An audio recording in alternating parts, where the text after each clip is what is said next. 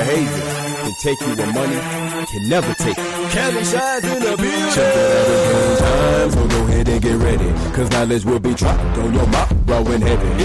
Since you wanna be a super duper star, hot shot, roll with the top notch, blue up in a hot spot. Stop, pause, sit for a second. Class is in session, no need to raise your hand for any question, cause we gon' expose it all. Give you the rise and fall, the pro ball, like the feds, the track, the crashes, the highest flights of height. Rookies don't know what you're in for. Sit back, relax, and let these veterans serve the info. That's why I know, none of it's a lie, yo. The moral of the story, come believe the hype, yo. Cause what you see, the labs and luxury, to make a buck and bling ain't easy as what it seems. Hella things they go through, stuff they refuse to show you. From the news, from almost any interviews they go through. Let me show you all how the players play, how the ballers ball. When the lights go down, it's more than just a game. It can't get nothing so insane when you step into it, man. When the lights go down, let me show you all how the players play, how the ballers ball. When the lights go down, it's more than just a game. It can't get nothing so insane when you step into it, man. You got the fame, the fortune, reputation to scorch. And every time you see yourself shining, you just want more of it, as gorgeous as it is to be on top. Be so hot, having the finer things, from pop bottles to models to pimp whips, more jewels and slick Rick. And knowing you's a hero to the people can give the ego an intense slip. Quick, fast, you begin to brag. Club hopping, blowing your cash, acting silly Billy bad. Cocky, just cause your wrist is rocky like Stallone. You wanna be on, so no one can stop me type of trip. Ain't that a flip? Now you slowly about to slip. Seduced by the power of having chips and all the chicks you want. Lord Jesus, temptation and greetings to one of the deadliest diseases for all major diseases. So all you major dreamers that's trying to make it happen, let me show you all what's really happening. When the lights go down, let me show you all how the players play, how the ballers ball. When the lights go down, it's more than just a game. They can't get nothing so insane when you step into it, man. When the lights go down, let me show you all how the players play, how the ballers ball. When the lights go down, it's more than just a game. They can't get nothing so insane when you step into it, man. You either a winner or a loser, choose one. If you think you got what it takes, then go and do some.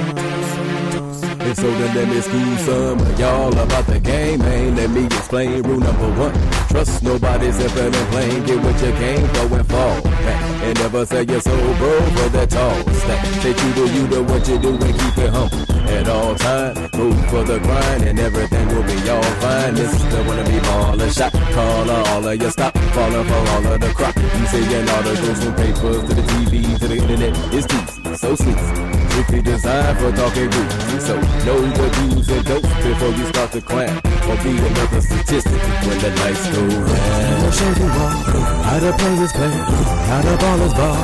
When the lights go down, it's more than just a game. They can't get. All right, y'all. Welcome to my drive home edition of the Chicago Millionaire Radio Show. I'm your host, Robert Bobby Reed, but today I got a legend in here. I got one of the Mount Rushmores of Chicago in here. Ain't nobody bigger than him in here. I'm only giving up to Cazzie Russell. He did his thing at Carver High School. He did his thing in Michigan. He got drafted by the New York Knicks back in the 70s. We got so much to talk about. How you doing, Cazzie Russell? I'm doing great, man, and I'm excited because I seem to have conquered this technology savvy thing. So I'm that I can hear you. I'm grateful for that. I'm telling you, man. I knew God was gonna work it out for us, man. You know, that's what I told you. I said we just gonna be patient. We're gonna let this thing work itself out, man. That's right. But you know, I wanted to ask you this though, man. Before we get into the interview, I was watching the Sweet 16. Okay. This year, and Michigan did a great job out there. And I understand you was in the building, but I didn't see you though. They didn't. I was at the Sweet 16 to support this great Michigan team. I was there in Chicago, and someone else asked me, why didn't they mention you? But I don't know, Bob. I was there, and people could say what they want to say, but when I enrolled in 1962, 63, we didn't have all of the stuff that they have today. I mean, when I went to Michigan, it was considered a football school. And so it's nice to be thought of. I mean, as a matter of fact, they could have even mentioned this was Michigan's. I think they said this was Michigan's 8th trip even to the Final Four. And of my group, of my team in 63, 64, 65, we went 2 out of my 3 years. Wow. 2 out of your 3 years. To the Final Four. And Wow. only the conference champion went to the big dance. Oh, wow. But I was there. I was in the building in Chicago, back home, watching my alma mater. And they didn't even recognize you in the building. No. But that's okay. You also won 3 Big Ten championships in a row. Yes, sir. 64, 65, yes, and 66. Had great teammates, played hard. And you know, when you look back over it, I was headed to Cincinnati. Oh. And I just kind of, I prayed about it, and I said, well, Lord, I'm down to 4 teams, and I was instructed to call Michigan. And the funny thing about it, Rob, Michigan was one of the first teams to come and visit me, and I hadn't heard from them in a month. And when I was instructed, don't have me to call Michigan because I was headed to Cincinnati. I mean, I had lunch with Oscar Robertson, and I went to visit Oscar, and I can say that now because I'm 82, but I played him a little one-on-one. I learned more basketball in 25 minutes playing him one-on-one than I did in a long But I was headed to Cincinnati, and I prayed about it. And of course, one of the assistants, Jim Scala, he was really responsible for, kind of changing my direction, although I prayed about it. And it was just meant for me to go to Michigan. And the funny thing about it is that when I came to visit, they never showed me the inside of Yost Fieldhouse. Oh, wow. I never saw that, because when I went back in the fall and I walked into Yost, it was all dirt. Oh, wow. And what they did was they put a portable floor there. Great floor. Floor. Made me feel like I could really leap. It was a great floor. But again, 1962, 63, of course, you couldn't play as a freshman. So I played 3 years. And we won the Big Ten 3 straight years. And I was MVP of the Big Ten. Hold on, rewind back. You said you couldn't play as a freshman. I played as a freshman when I enrolled at Michigan in 1962. When did the freshman rule? When was it abolished? Oh, so freshmen couldn't play? In 1962, when I enrolled at the University of Michigan, I could not play as a freshman. I didn't start playing until I was a sophomore. I didn't know that. Yes, sir. You couldn't play. And so I'm kind of curious as to when you were then eligible. When did they bring the freshmen in being eligible to play? Of course, now you can find out anything today, Bob. So no sense in right. I'm gonna look that up. I'm gonna find that out. You could not play. So for me, it was really a blessing. It was meant by the Lord for me to go to Michigan because I was headed to Cincinnati, and then the Lord changed my direction, and I'm grateful for that because it was a great time at Michigan, great institution, but it was not a basketball school. It was a football school.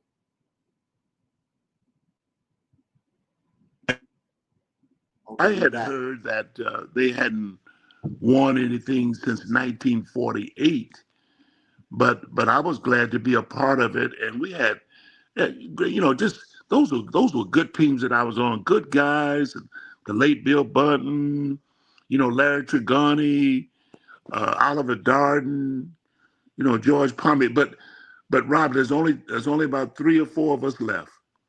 Cazzie, you got some records that you still hold at Michigan, like averaging 33 points a game for a season, right? Did you have it like 33 points for a season there at Michigan and then average like 27 for a season?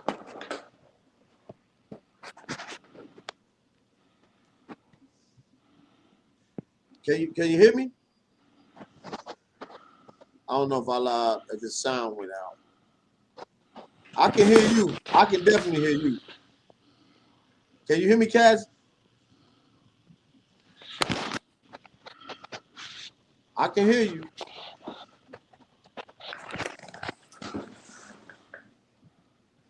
Can you hear me? Let me see if this mic actually didn't actually mute it. No, but I can hear you. Can you hear me? Let me see. Caz, can you hear me? Can you hear me? If y'all just joining me, I got the legend Cazzie Russell on here with me right now.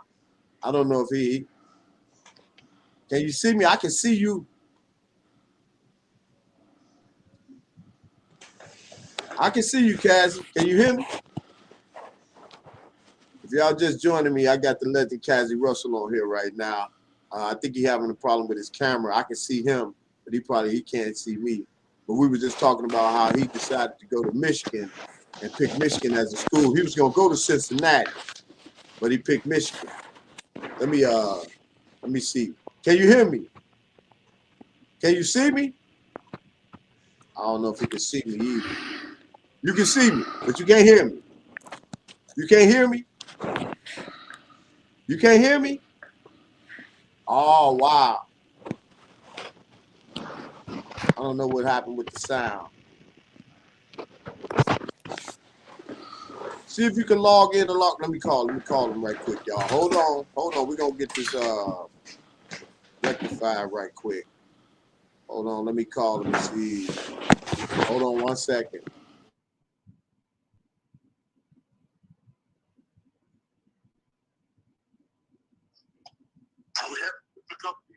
Oh, I can hear you moving the mic around and stuff, but I don't know. You can't hear me? I can hear you good, yes. Oh, okay. All right. So I was just waiting on you to talk then. Okay, cool. All right. So because at the time you were talking to me, I couldn't hear what you were saying. Now I can hear you, but I don't know if I'm visible. No, you know what? Go in and come back in. Go out and come back in, like you did last time. Okay. All right. So if y'all just joining me, man. Okay, Cazzie, can you hear me? I hear you. I can hear you. I can hear you now. Can you see me? Yeah, I can see you and hear you. Great. Okay, good. Okay, so we were talking about the freshman rule and you playing 3 years. You only played 3 years. I only played 3 years, 63, 64, 64, 65, 65, 66, because you could not play as a freshman. That's crazy. So to win, so we're very blessed to win the Big Ten 3 straight years. And as I mentioned before, only the conference champion went to the big dance. And of those 3 years, my group went to the Final Four 2 out of my 3 years. That's crazy. And they built what's that, Chrysler Arena after you? Chrysler Arena. Yeah, they say that's the house that Cazzie built. And it's very, to have people say that, it's very humbling because, of course, when I went there, it was not known for basketball. Right. And I was so blessed this year to go for the 60th anniversary, and I had a chance to meet the team and talk to Coach Dusty May. They really treated me really royally, and I was able to go into the locker room and listen to the scouting report. So I had a wonderful time. The coaches were great, the players were great, and I was looking at these players sitting in the locker room with swivel chairs. and it looked like, Bob, it looked like oak or cedar lockers. The technology, and my mind flashed back to the steel benches and the painted lockers in 1962-63. So I was really blessed to go back, and they have a hallway where, they acknowledge the fact that I think I was the first Michigan player to go pro. And I look back over that history, and it's captivating to be a part of that history. So the 60-year anniversary, where I had a chance to meet the players and see what a great team they had. And I think the reason that they played so great was that they gave you a little bit of inside and outside, because Rob, today the game has been revolutionized by the 3-point shot. Right. See, so the old saying, you live by the jumper, you die by the jumper. But I think the reason that Michigan was successful and they're national champions is because they played both ends of the floor. They played absolutely good team defense, and they gave you a diet of inside and outside work. Yes, they did. They most definitely did, and they were physical. They were very big. Physical. Yeah, they were physical, but it wasn't an out of control physicality. No. It was like pros. If you push me, I'll push you back a little bit, and all of those guys, Johnson and Axel, and they all showed great composure, and that's what I was really impressed with. They didn't get out of focus. They didn't lose what they were trying to do, because again, when you start winning, you get on people's nerves. You really rattle them, and they played absolutely great ball. And for me to be able to see that, I sat courtside, and I was hoping nobody came in my direction for a loose ball. I didn't know what I didn't know what I would do at this age,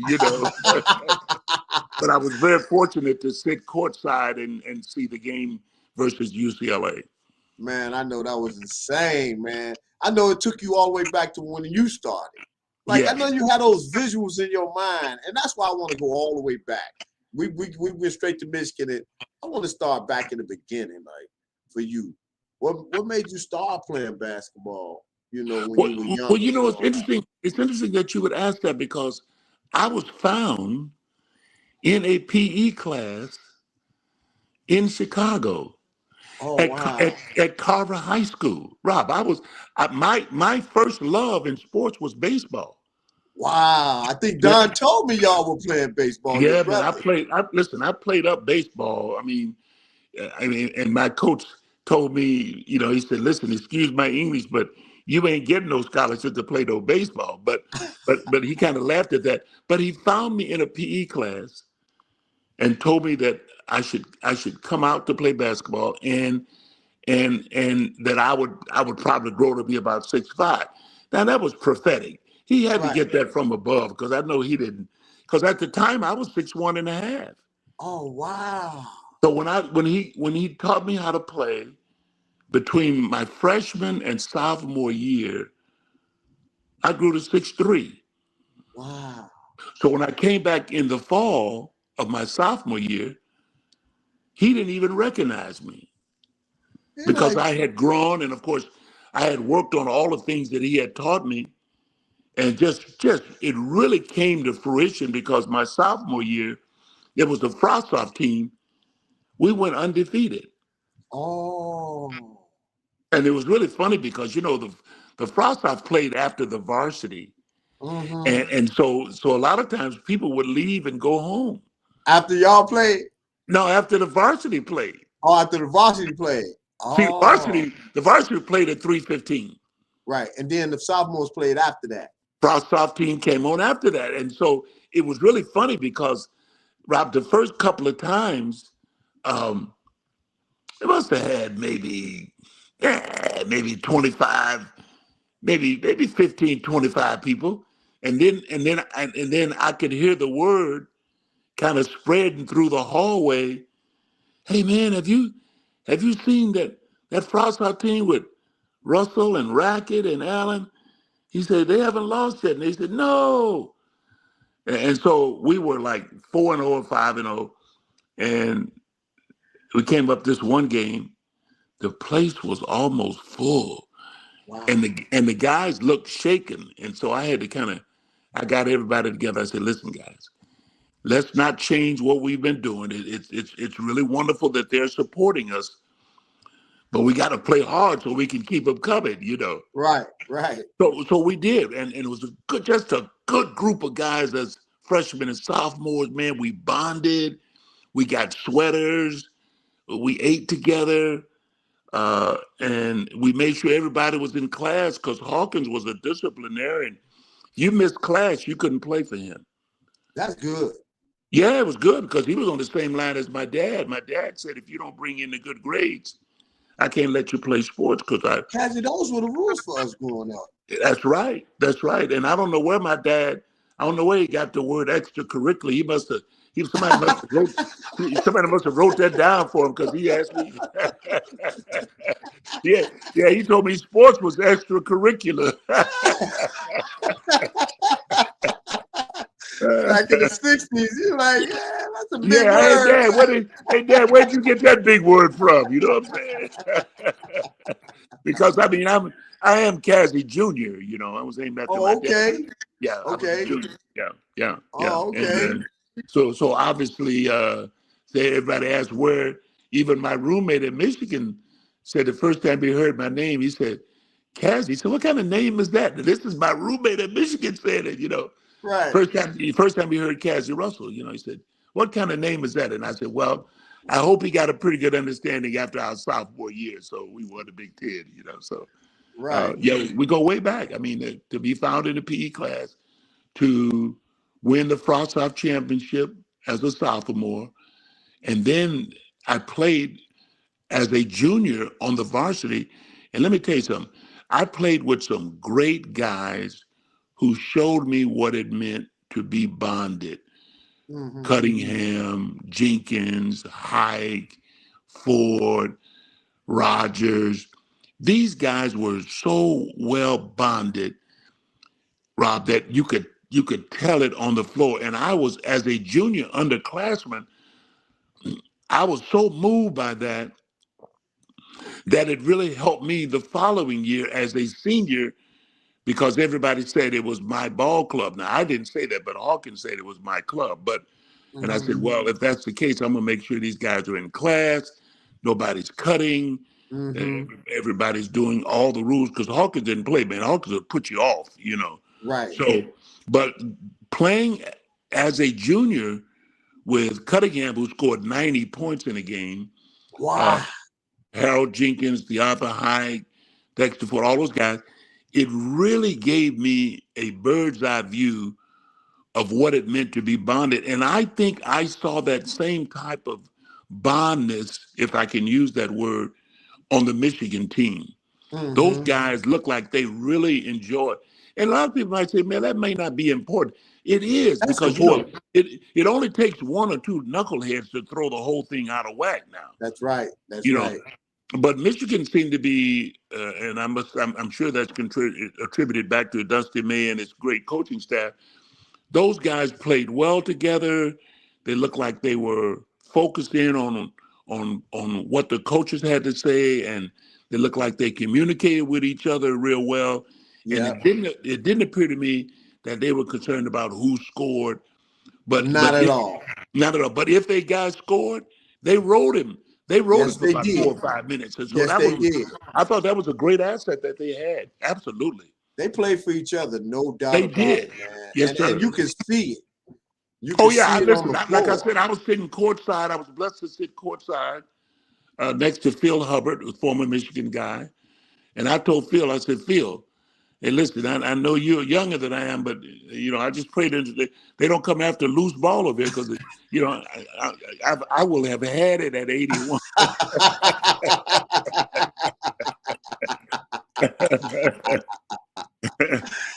Oh, man, that's crazy. So let me go back to your high school. So you was all state, and then you was Mr. Basketball. You was #1 player in the nation. You almost won the city, the Triple Crown. Yeah, I was hurt by that. We won the city, the public, and unfortunately, we lost the state championship.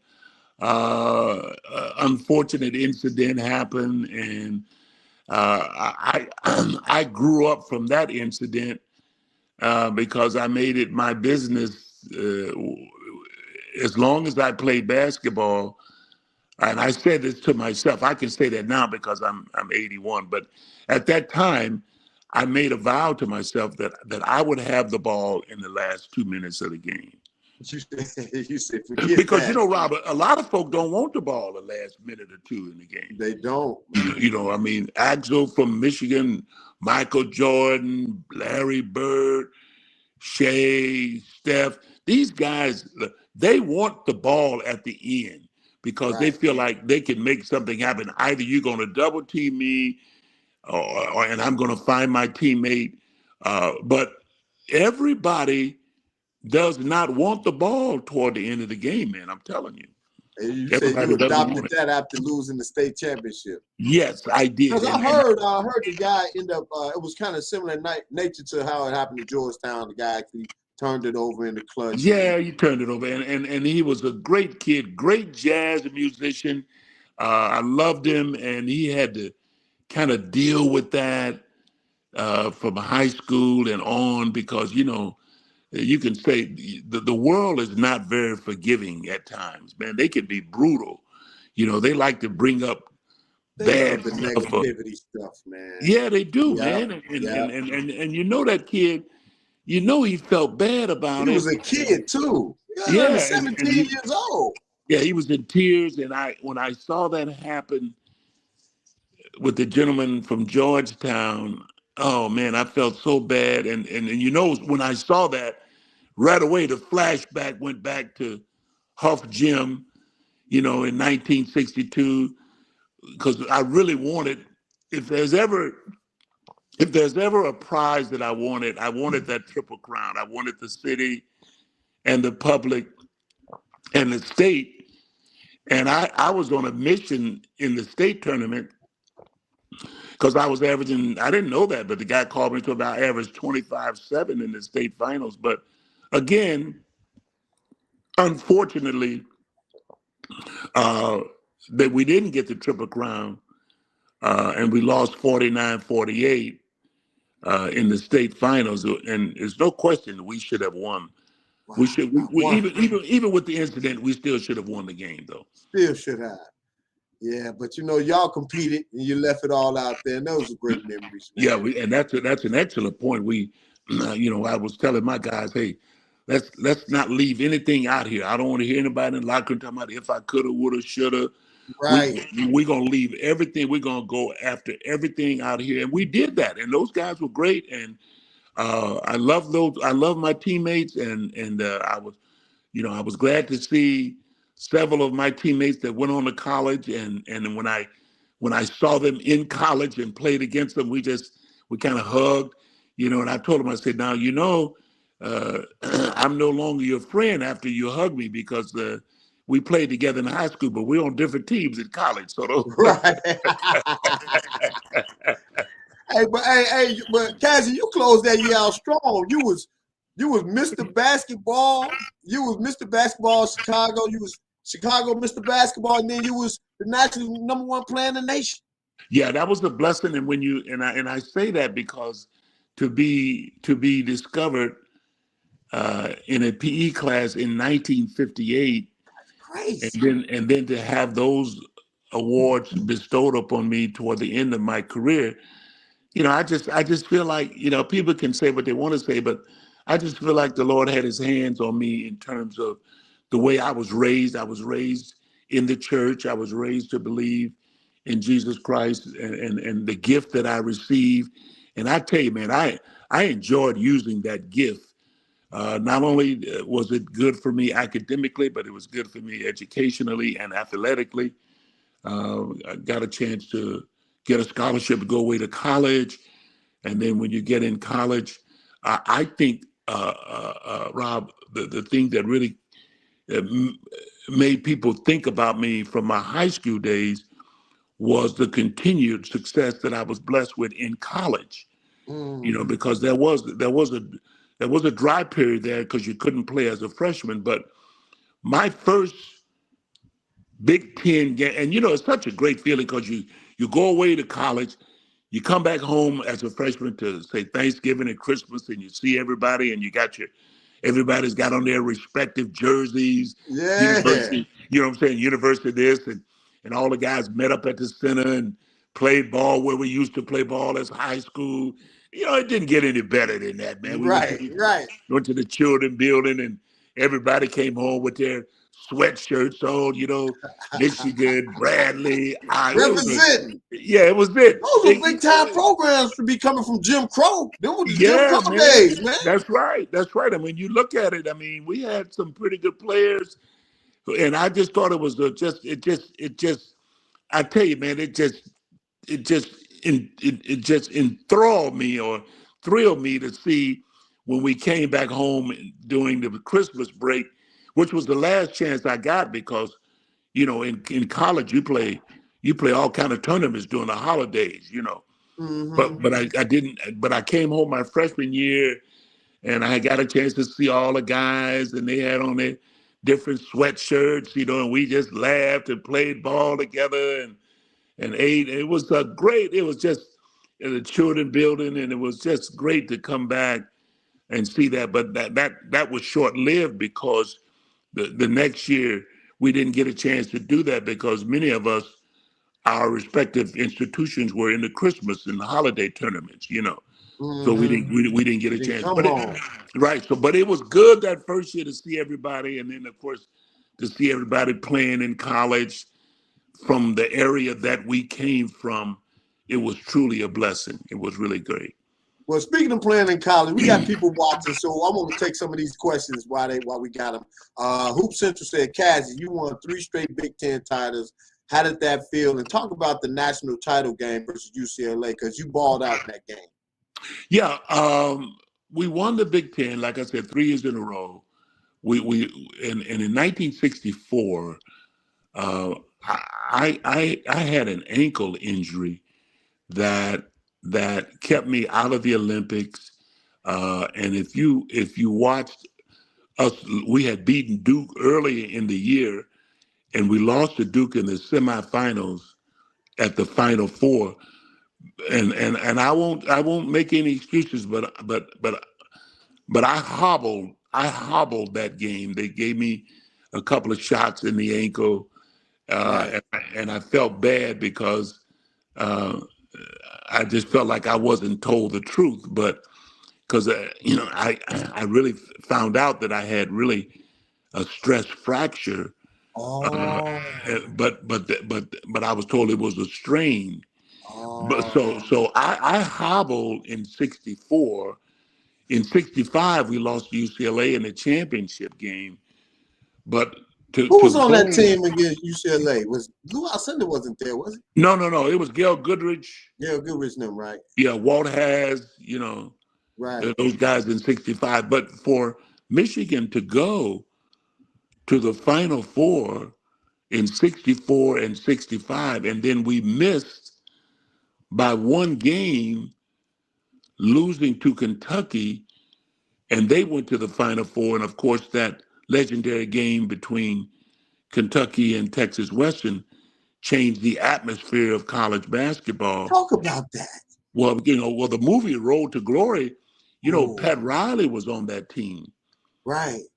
And of course, he and I played together in LA, and he told me they couldn't talk in practice. Oh. Adolph Rupp was something. He was something. He was really a cat. But that's interesting, to miss the Final Four 3 straight years by 1 game. Our forwards did not have a particularly good shooting night against Kentucky, and I say this because the first 4 or 5 minutes of the game, and I must have hit 4 or 5 shots in a row. And I knew their guards could not stop me. So Adolph Rupp double teamed me and got the ball out of my hand. And he later said he was not going to sit there and watch me do that. He said, I figured let's let some of these other guys try to beat us, but we're not going to let you do it because he said that you could tell he was in a zone because my first 3 or 4 shots. And there's no way those guards were going to stop me one-on-one.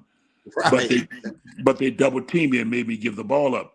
And our forwards did not shoot particularly well that night. I think they were like 7 for 21 or something like that. And we lost by 3 or 4 points. But Kentucky was really good at running their offense. But we needed a few other players to step up that night, and we didn't get that. So we missed going to the Final Four my senior year, but I was still fortunate to win College Player of the Year, and obviously 3 straight years of playing ball. And it was kind of sad because my last game at Michigan in old Yost Fieldhouse, which I never got to see as a recruit, and was against Northwestern, and my teammates turned me loose my last game at home, and I think I scored 48. Wow. They just said, just balled out. Balled out my last, and the fans were so wonderful. You know, the big signs all around was, was thank you, Caz. God bless you, Caz. You know, and sort of like when all of this happens, I kind of like to bring my teammates in on it because, it kind of reminds me of Shea Alexander with OKC. Every time he gets interviewed, he's got his whole team with him, That's right. And you know what, man? You got that in you. You will not take total credit for any of this stuff. No, you just refuse to. You are a team first guy, man. Well, listen, I had a chance to watch a lot of teams play, and there were a lot of good individual players, but I just felt, 4 or 5 guys averaging 12 points is better than one guy getting all of it. Now, if I played and they seemed to be struggling, I wasn't going to sit around and wait for that, because I could pick my spots. And of course, if I was double teamed, I was on my teammates about making certain shots or being ready to shoot. Right. But when I played in high school, someone passed you the ball. When I played in college, these guys passed me the ball. And like I said, I made that vow. You were not going to beat me because I was not in shape. Right. You were not going to beat me. And that was, and of course, being blessed with being 6'5.5", being able to run the floor, being able to find my teammate. And you see, that's attributed to Hawkins, who started me out on the inside with post-up moves. And as I grew, he moved me out front because we had bigger guys, 6'6" and 6'7", on the front line, but he needed somebody to get them the ball. Right. So this guy, this guy Hawkins, listen, man, he was ahead of his time. He was strange, but he was strange, but he was ahead of his time. He was a disciplinarian. He was a tactician. He was like a head guy. He went for your head first to see where you were. Good. Yeah. So it taught me, as he told me, as I played, he said, listen, when you play games, they're gonna send a guy in to get on your last nerve, to try to get you kicked out, and don't fall for that because he's like the 9th and 10th player, and he wasn't gonna see too much playing time anyway. So don't fall for that. And I sensed that kind of composure from the Michigan team. Because you look at Johnson, who was physical, Axel, who was physical. Mara, he was physical if they made him physical, but he got toward the end, he became physical because they were trying to be physical with them to throw them off their game. Yeah, they was. Yeah. So they had to react, fire with fire, So it was interesting to look back over it. I had great teammates in college. You could see, of course, the transition going into the pros, and I never got a chance to play in the new arena at Michigan because my junior year, I took a picture standing in the middle of Yost Fieldhouse, and they had blown me out of the water with this wall they have for me in the arena. Wow. And on this wall, I'm holding 2 basketballs, and I got on my Joe College hat and my Michigan leather jacket, and I'm standing in the middle of the construction site. Wow. In 1965, I believe it was, in the summer of 65. And the gentleman by the name of Wayne DeNeff that wrote for the Ann Arbor News, I never will forget him, a great guy. I love to sit and talk with him because he wrote what you all talked about, Right. And so he came to practice one day and said, hey, listen, I need for you to take a picture because they're building this new arena. And I went over and stood in the middle of the construction site, and I could hear all the construction guys yelling, hey, Caz, it'll be ready. but a crane cracked the roof. Oh, wow. Yeah, and I never got a chance to play in it, but as a collegiate, but I did play in it as a pro because the next year, the Knicks and the Pistons had an exhibition game and they sold the place out. Wow. And the people gave me a standing ovation for about 5 minutes. Wow. And what a great transition. In other words, they were saying, thank you for 3 years of giving us all you had. And that's what I tried to do. That's a good segue to this next question from this guy, Kyrie, on here. He said, Mr. Russell, you averaged 30 points a game and College Player of the Year. Did you know you was going to be the #1 pick in the '66 NBA draft? Well, I did not know, but of course you hear speculations, and matter of fact, I even have had the pleasure of talking to former mayor of Detroit, Dave Bing, who went too, and we have talked several times, and we laugh about what the #1 or #2 or #3 players are getting nowadays. Of course, in 1966, they weren't really paying any money. But I had heard that of course we had 14 rounds at that time because I think it was only 12 or 14 teams, and so I had heard speculation that I was going to go 1 and Bean was going to go 2, and we had a pretty good class. Hudson was in there, Clyde Lee was in there. We had a good class. Fred Hetzel was in there, but I had no idea until after they voted me College Player of the Year, and my average, the 30 was great because they decided they were going to play me, one-on-one at that time. So we had a good ball club. We ran the floor real well, had good rebounders. My roommate, Oliver Darden, was 6'7", and of course he high jumped in high school. So we had some good guys hitting the glass, and that was the key to the break. And so a lot of my baskets and points came on baby jumpers and dunks that year because we got out and ran. Wow, you were dunking on them, Cazzie. You were dunking on people, man. Yeah, man. As a matter of fact, it's funny that you asked that because my first college game was against Ball State, and I drove off of a pick, and the guy was late switching, and I dunked in the game, and the guy asked the coach. He said, "What the heck just happened?" And the guy said, "Cazzie just dunked over the center in the game."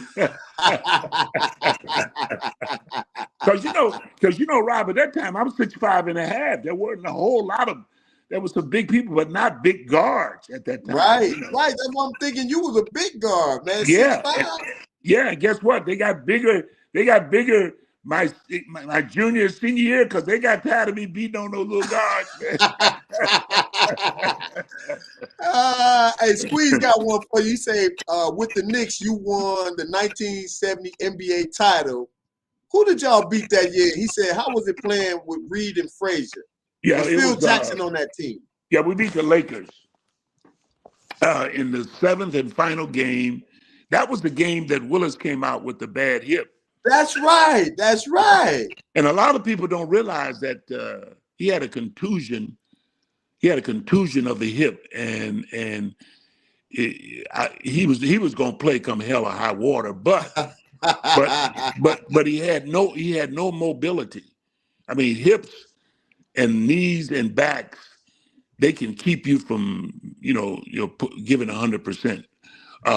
And so the funny story is that I had gotten kneed in the thigh, so I was getting some extra treatment before I came out, and they kept Willis back there because, they were gonna, I don't think we were allowed to talk about it at that time, but they gave him a couple of shots. You know what I'm saying? Right. And so I came out. The crowd was standing. They were wondering if the Cap was going to play because the series is tied 3 games apiece. And so I came out, and if you notice, when you come out in the garden from under the tunnel and you walk to the floor, they can see you just for a second. And so this roar went up because they've told me that I have that we have, Willis and I had a kind of a similar silhouette, and so they thought that I was Willis when I first came out. Oh, wow. So the crowd went crazy. Went crazy. So, and Rob, as soon as I hit the floor, it died down because they knew I wasn't Willis, man.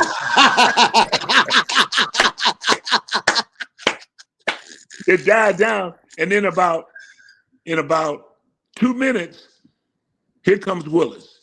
Willis came out walking like it was nothing wrong with him. The crowd, 19,500, never sat down during the warm-up. Man, this guy was hitting jumpers and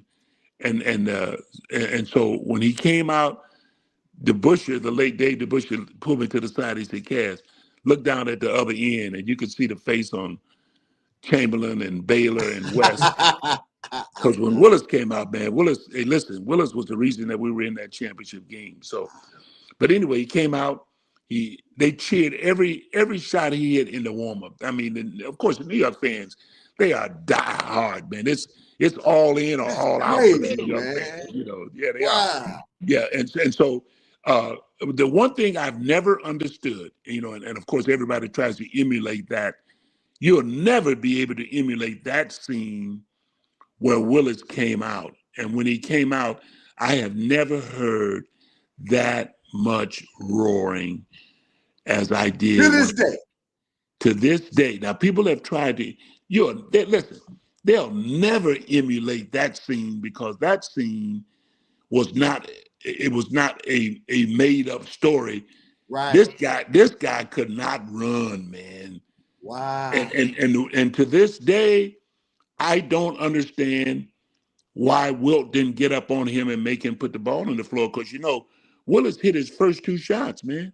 Yeah, I saw that. The crowd went wild. As soon as he hit his 2 jumpers, I seen the storyline behind that. Yeah, he hit his first 2 jumper, and listen, and Red turned us loose then, man. So wow.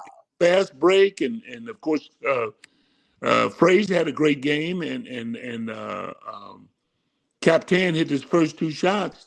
Phil was on that team. Phil Jackson was on that team too. Yeah, he was on that team, but he was hurt. Oh, okay. Yeah, he didn't have back surgery at that time. Oh, wow. And that's why Red, he was dressed in street clothes, and that's why Red told him he couldn't take any pictures of what they were doing back there with Willis. Oh. Yeah, because he had a contusion of the hip, man. There's no way.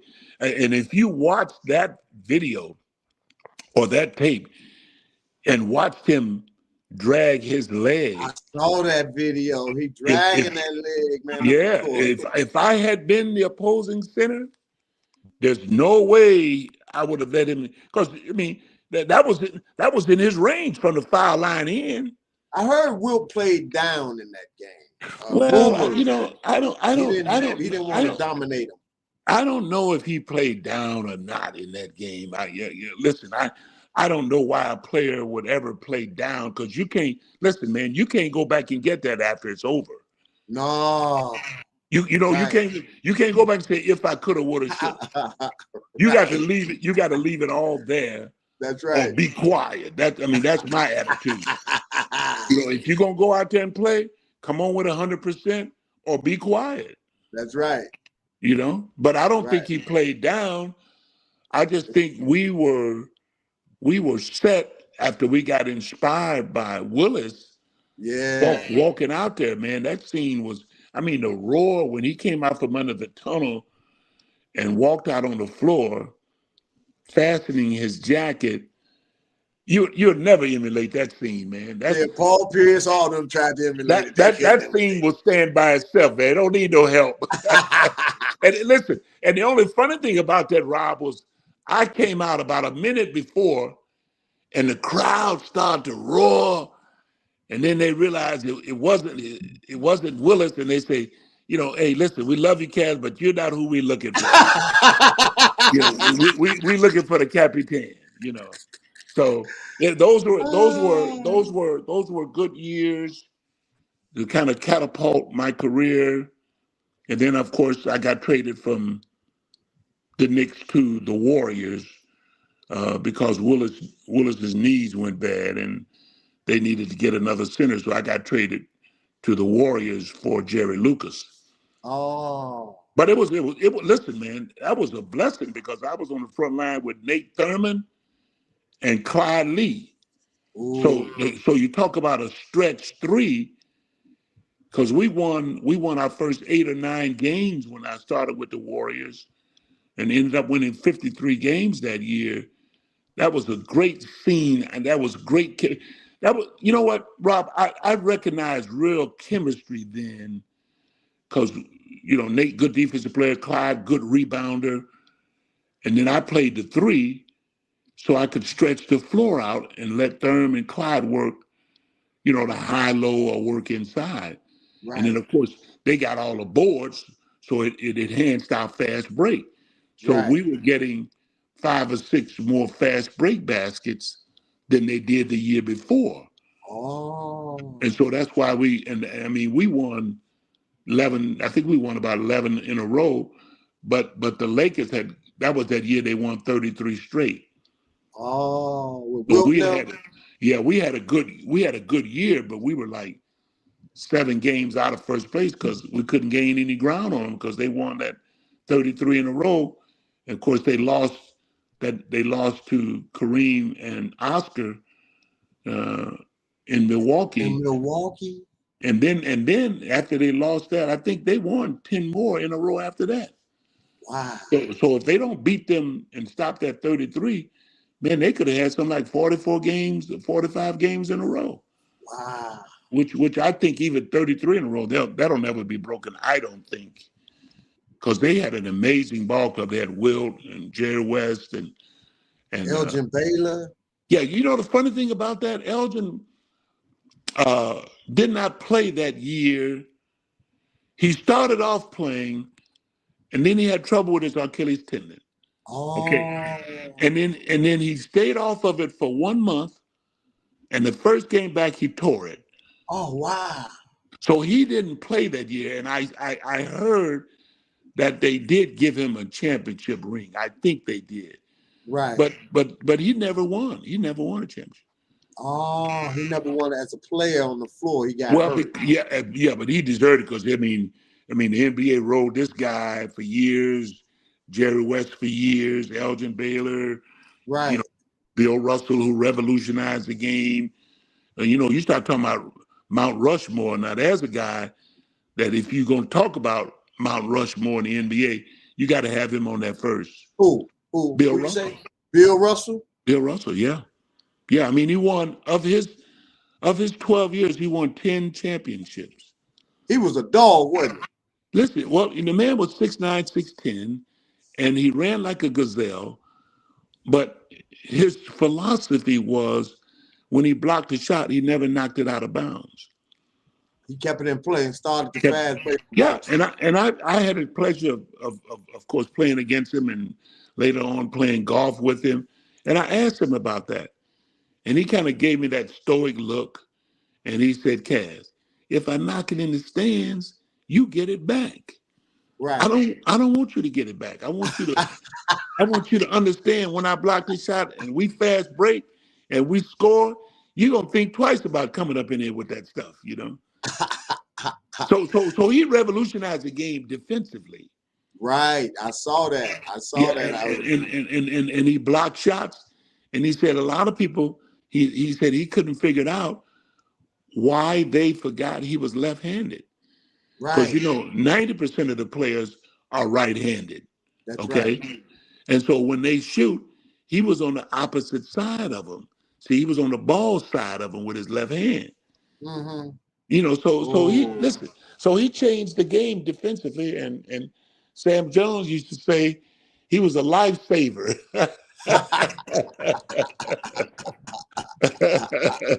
So that was interesting. That was interesting. My first year to get a chance to see this Boston, this Dynasty. Boston era. Wow. Sam Jones, Bill Russell, KC, Satch, The Coos, Heinsohn, Bobby Cousy. yeah, Bob Cousy was there. Kuz, yeah, he played 1 year. When I came in '66, Bill Russell had already played 10 years when I came in the league in '66. Oh, he had already played 10 years. 10 years, because he came from the Olympics in 1956 straight to Boston from the Olympics. Because Oh. St. Louis had his rights, but they traded him to Boston. I know they did that. Well, yeah, because the next 7 or 8, 9, 10 years, that's who they beat in the final. It was St. Louis. and listen, they had, and I say this with all humility, they had a tough white boy in the name of Bob Pettit. That I joker heard was, he was a bad boy, right? ooh, he was a bad boy. Bob Pettit, I mean, he was tough. For LSU, he was tough. He was tough.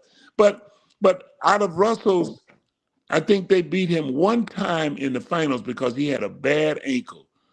But isn't that interesting that and of course, St. Louis at the time was not the most liberal city in the world, let me say that. But Right.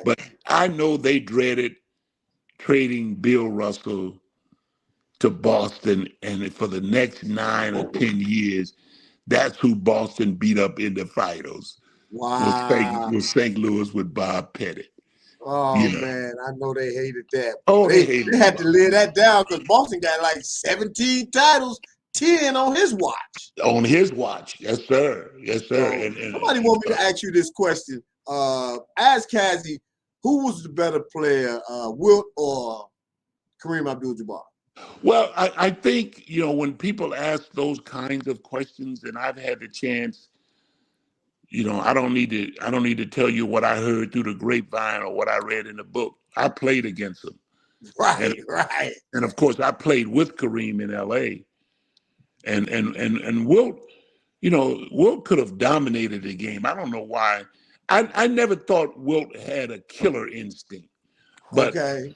because Bill Russell said, man, if this guy wanted to, man, he could have just powered over everybody. But for some reason or another, Wilt wanted to shoot the one leg step of the one leg fade away. And Bill Russell said he was so glad that he did that, he didn't know what to do. He was letting him off the hook? Yeah, he was letting him off the hook with the step away fade. But wow. the night he scored 100 points, man, he went to the basket. He was tough. The night he scored 100 points, Rob, he was 28 for 32 from the foul line. Wow. So he actually scored 100 points? He scored 100 points, Rob. Wow. And I know that because when I got traded to San Francisco, the coach at that time was Al Attles. And he was on that team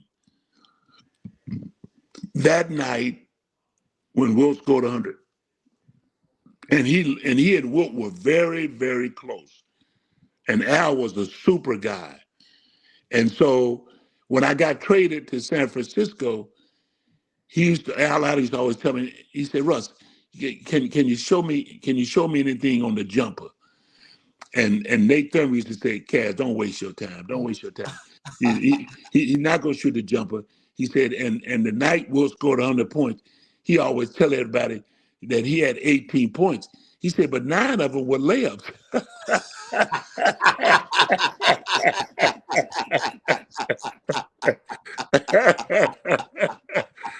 So you can see, I was really hurt and really disappointed at the owner of the Warriors. I really was, because I had such a great time with Thurm and Clyde Lee and Jeff Mullins and Al Addles, and I felt like I wanted to finish my career in San Francisco because I felt like I had found a spot. The chemistry was good, the guys were good, Right. San Francisco was good.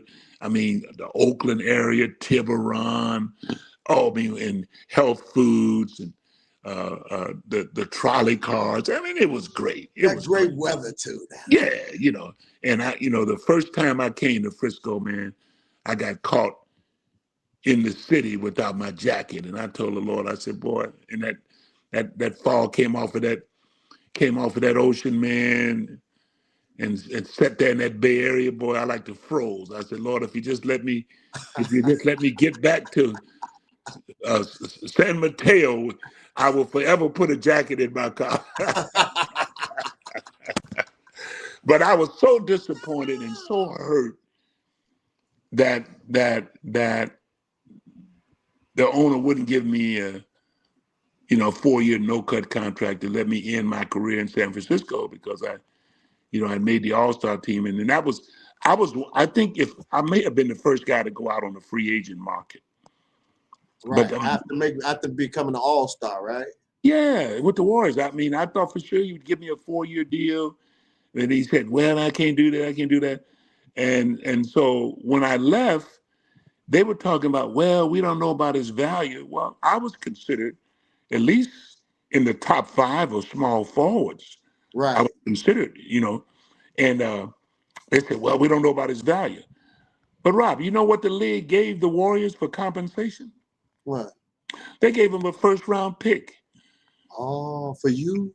For me. Wow. So that's got to say something about that my value. Says something about your value. And guess who that pick was? Who? Robert Parrish. Dang. Yeah, and they kept him for about a year or two and sent him to Boston, and the rest is history. Wow. Because the Chief had a great career at Boston. Yeah, he had a great run over there. Yeah, he and Kevin McHale. He and Kevin McHale. Yeah, they dominated over there. They played well together too. Footwork. Somebody asked you this, man. They want to ask you, Cazzie, did you play? And you told me off the record, but did you play against Oscar Robertson? And talk about Oscar Robertson and talk about his game. If you ever oh my goodness. So listen, man, this guy. Listen, when when he was trying to get me to go to Cincinnati, excuse me, and I visited Cincinnati, and he was my host, and I played him 1-on-1. And the year that I played him 1-on-1 was the year he set the triple-double in the NBA in 1962. Wow. 1962, triple-double. And it was broken in 2017 by Russell Westbrook. Right. The man averaged 25, 11, and 10. Wow. And I played him 1-on-1, and he put a move, and the things that I learned from him, I went back home and worked on those things all summer, and it moved my game to the next level because Oscar Robertson would beat you with his eyes because he never looked at the ball. He kept his eyes on the basket. He had the greatest vision. If you were open, he found you. Wow. If you were running, he knew exactly what kind of pass to give you. Man averaged 25, 11, and 10. That's crazy. And if you trailed at that time, he's playing for the Cincinnati Royals. And if you trailed them with 2 minutes to go, forget it.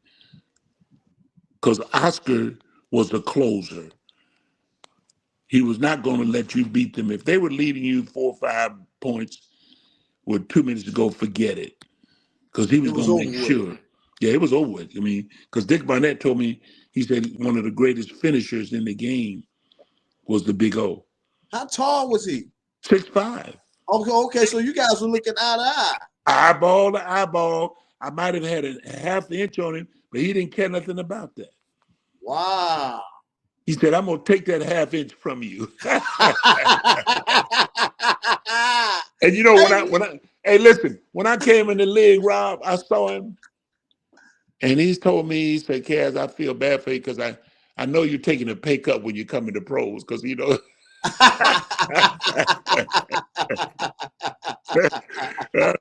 had a good rapport with him, and of course, I called him and told him that I had made my decision to go to Michigan, and thanked him for his hospitality of taking me around. And I'd never told anybody I played him one-on-one, but I just picked up so many things from him, man. Footwork, and I mean, he put a move on me, man. My shoes are probably still standing there in the spot that he put the move on. To this day.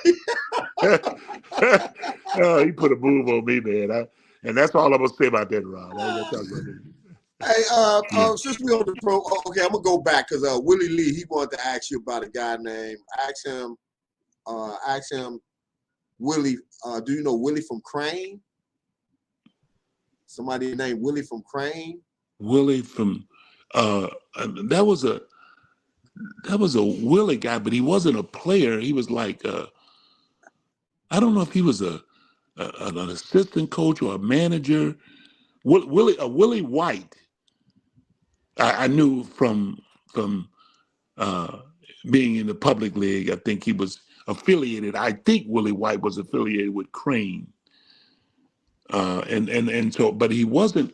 I don't recall him being a player, but I do recall him being a pretty good guy. He and I, had a pretty good relationship. I talked with him. He talked about the things I did on the floor and how consistent I was. And he said, you were a coach's dream. He said, because a lot of times coaches know what they're going to get from a particular player or players.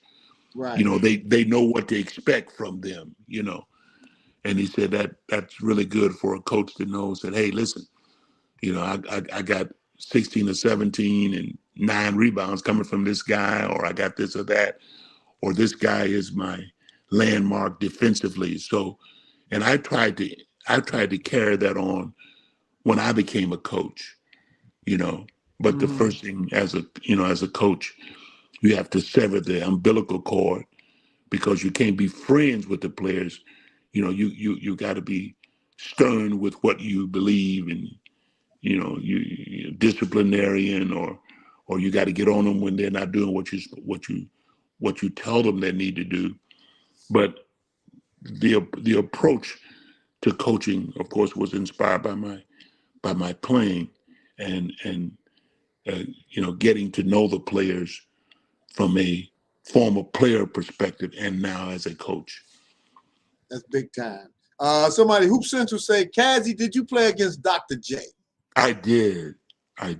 Was Dr. J all that? Was he that good, man? And more. And more, because he really was the first high-flying guy, right? Yeah, Taylor. Yeah, the man could take the basketball and just kind of wave it around. Right. He had great hands, and Doc was the first time I played against Doc was against Philly, because in the are you there? Yeah, I'm here. In the ABA, they were going to fold, and so finally they made a deal, and they took 4 teams from the ABA: San Antonio, Denver, Utah, and the Long Island club. And so they had a territorial draft, a dispersal draft, or whatever they call it. Mm-hmm. And Philly got Dr. J, and it changed that whole program. Oh yeah, I think they end up winning the title, getting him and Moses Malone, right? Yeah. Listen, man, he was a heck of a player. He was good for the game, and all the stuff that they talk about. He did that, man. And see, I don't have to. Yeah, I don't have to worry about what somebody said or they read it in the book. No, I was there. I watched him. As a matter of fact, the first time I played against him, I was told to make him shoot the jumper. Okay. But on the fast break, Dr. J was 6'7", but he really was about 6'9" the way he played. Wow. You know, because if you let him get in and around the basket, he was gonna dunk on you. Wow. So you had to cut him off.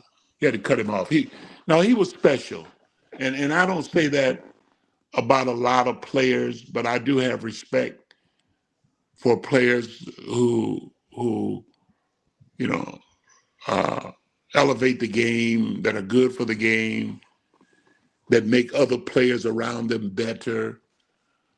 And Doc was good. Doc in the running game, Doc had so much natural. He had natural ability, great hands, great thoroughbred body to run the floor. Had kind of a mean streak in him. He really epitomized Dr. Jekyll and Mr. Hyde. Because Doc would smile and shake hands after the game, but Doc was trying to kick your butt, man. On that floor. Yeah, Doc was he was Dr. Jekyll. They called him Dr. J, but he was Dr. Jekyll and Mr. Hyde. Wow, that's crazy. And I'll tell him that to his face, because he always called me. He's the only person I let call me Cazzie Lee. That's amazing, man. Y'all are the glory day guys, man. Y'all are the foundation of this game, man. Guys back in the days who took the blunt of all of the stuff that guys are benefiting from nowadays, you know. Absolutely. You guys are the of course, giants, man. Of course, you hate to, you don't want to toot your own horn, but listen, man, we had to threaten to boycott the All-Star game for the owners to sit down and talk to us about the pension. Right. Wow. About when guys give you, they give you all they have, and that's one of the things I really thank Michigan for, is for all of I didn't play but 3 years, but I gave Michigan everything I had, and they have responded by welcoming us back, and I've gone back there, man. I don't even recognize some of the things back there at Michigan now. I mean, it has catapulted. I mean, and of course, I don't even want to talk about the NIL money, because they wouldn't even give us $15 or $25 a month for stipend. Wow, that's crazy, right? We got nothing, man. I mean, you got a scholarship. Well, listen, man. I came. My father worked in the steel mill, man. I was so blessed to get a scholarship. You have no idea what a blessing that was, because that was the only way I could go away to college. God blessed me with the gift to play ball, and I had a nerve to go away to college, and the man said, and become an All-American and then be a first-round pick. Only God could work that out, man. People can say what they want to say. Ain't no luck. It's divine intervention. We're all blessed with certain gifts. And my gift was to play ball, which afforded me a chance to get an education, travel around the world, and meet people and become a coach. And by the way, I'm still coaching over at Flagler College, coach the women's team. And anytime I can impart the things that I've been blessed with to be successful, footwork, shooting, I will do it if they'll listen. That's beautiful, man. But I'm not going to force myself on anybody. Right. We ain't doing that.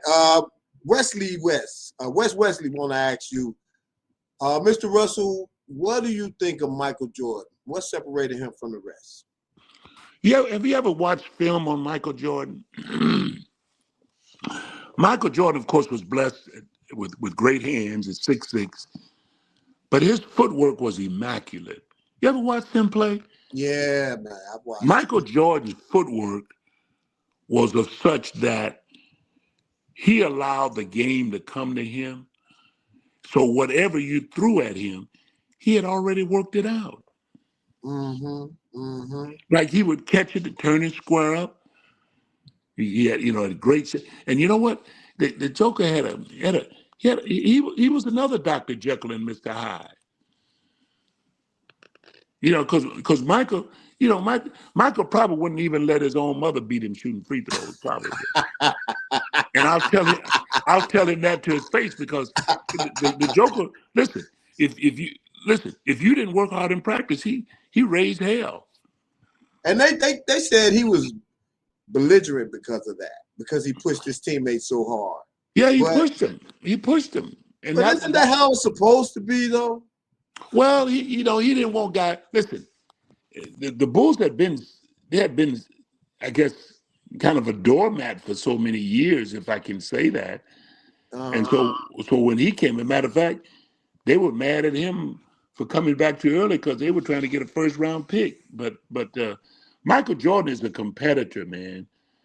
Michael Jordan kind of reminds me a little bit of myself in terms of being a competitor. I did not like to lose. Mm-hmm. Y'all the same size. But there's a price that you have to pay for being in that position. The extra work. Man, I used to run the stairs in combat boots. I used to jump rope, and I would run in combat boots, and I still have the record in the miles, because you had to run a mile, and it was really for bonding. But I used to run the mile. I ran the mile my sophomore year at Michigan at 5:29, and as a junior 5:19, and as a senior 5:09. So you were not going to beat me or beat Michigan because we were not in shape. And I pushed my teammates. I told Bunton, hey, listen, man, you can't come back here no 250. If you do, I'm leaving. Right. And I threatened him. And I told him, I said, you got to be in. That joker came back, man, a swivel 235, and we won the Big Ten because that joker loved to score. And I told him, if you run the floor, big fella, I'll get you the ball. That's right. And I never told anybody that. I told him, you run, you rebound, I'll make sure you get it. And, man, he came back in good shape. I said, because you were my host. You told me you was hoping that I'd come to Michigan. You told me this and you told me that. But I can't come if you're going to be out of shape. They tell me, if you don't come back in shape, I'm leaving. And I look him straight in the face, and I could say that as a sophomore because I had credentials to say that. That's right. I mean, I was averaging 24/7. That's nasty. And I told Bunton, if you don't come back in shape, we won't win. And that joke was 6'8", came back 235. It was over with. Y'all won 3 Big Ten. Y'all won 2 in a row, right? After that, right? 2 years in a row with him. 2 in a row. 64, 65. And of course, he was a sophomore when I was a freshman. So I had a chance to play with him my sophomore and junior year. Okay. And it was his junior and senior year, And so I told the big fella, hey, that joker destroyed it. I remember when Paul Silas came to town in the 20 and 20 club, and Billy ate him alive. Wow. So I look back over and listen, I watched, and Paul Silas was not an easy walk because Paul Silas was 20 and 20. Whoa. And he got a lot of stuff in and around the backboard because he was quick. He was about 6'8", Silas was good. Big fella, right? Yeah, he was pretty tall, Paul Silas. Yeah, he was about 6'7", 6'8". Yeah. And he had he was good around. He had a nose. He kind of reminds you of Dennis Rodman, who had a nose for the game. One of them type of guys. Yeah, he had a nose for the ball. Listen, Rodman could tell you how the ball was going to bounce, man. Mm-hmm. Yeah. He could tell you that. There's something unique about you, man. You play for the Lakers, but you're the only one to wear number 33 and number 32. That's right. As a matter of fact, Jabbar and Magic both wore them. They need to retire you with that jersey too, right? I told him, I said, thank you guys for retiring my numbers. That's right. Because I had 33 when Kareem got traded. They traded 7 players for him. Wow. 7. Listen, Milwaukee took the cream of the crop from the Lakers. Brian Winters, Junior Bridgman, Dave Myers. They took the whole farm team, man. Wow. The Lakers had all this young talent: Brian Winters, Junior Bridgman, Dave Myers, a couple other kids. They were good. Then they finally took Elmore Smith, who was a good defensive center. They traded 7 players For Jabbar. for Jabbar Wow. to get out of Milwaukee. 7 players. He wanted out of Milwaukee? Yeah, it was apparently he wanted out. So Yeah. At that time, and you can't really compare, because when you look at Kareem, the NCAA is the reason that Kareem developed into the player that he was. You know why? Because they took the dunk out to try to get back at Kareem. Now they'll deny that, but they took the dunk out, and so Wooden would not let those guys dunk in practice. Oh man, that's messed up. So he learned the sky hook. Oh, They couldn't dunk. They couldn't dunk, so he got. Listen, that was the greatest move ever. At 7'2", once you got in that position, it's over. From point A to point B, you couldn't stop it. Listen, I watched him. I got the ball into him. Because the first year I played with him, I was averaging 24-6. You know why? Because they were double teaming him and leaving me open. And I said, you got a lot of nerve. You can't leave me open. Right. And as a matter of fact, I didn't say that to him. I just put some Visine in my eyes. You know what I'm saying? Because I couldn't believe they would. What's the saying? You pick your poison. Right. and I was the guy that was getting the ball into him, and I couldn't believe it. It was unbelievable for them to drop back, and I was averaging 24-7, and you know what? We were supposed to win the championship that year, but we lost it because Kermit Washington got hurt. Oh, Kermit Washington got hurt? Yeah, he was 6'8". He tore his patella tendonitis. He tore his patella, and he was averaging 14 rebounds a game. And he reminded, if you saw him play, it would remind you of Wes Unseld. Great outlet pass. Good defensive player, physical.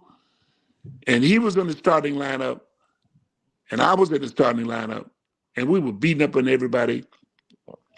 And to this day, I can't understand why they took both Kermit and myself out of the starting lineup. In LA. And I heard rumors as to why. You care to share those rumors? Well, allegedly. This is what they said, because Kermit was averaging more rebounds than Kareem. And I was averaging more points than Kareem. Oh. So apparently he had some deal in his contract where he had to be the leading scorer, the leading rebounder. Now, I don't know how valid that is. I don't have any proof of that. I would love to stand with him face to face and say that and see if there was any validity to it, but it doesn't. It really doesn't mean anything now. But I was very hurt because I was averaging 24/7, and the reason that I was averaging that was because I was getting wide open jumpers and I was getting 4 or 5 dunks a game. Wow. Because all I had to do was seal my player and release, and Kermit was finding me on the break with the outlet pass. Wow. So we were getting 7 or 8 more baskets than they were the year before. But I would love for them to tell me that I don't know what I'm talking about, but I was there. They took Kermit out of the starting lineup, and they took me out of the starting lineup, and they said that we needed to do more on the second unit. Now that was, yeah, that's Sound like exactly what some I said. malarkey What? there. I told him I was born at night, but it wasn't last night.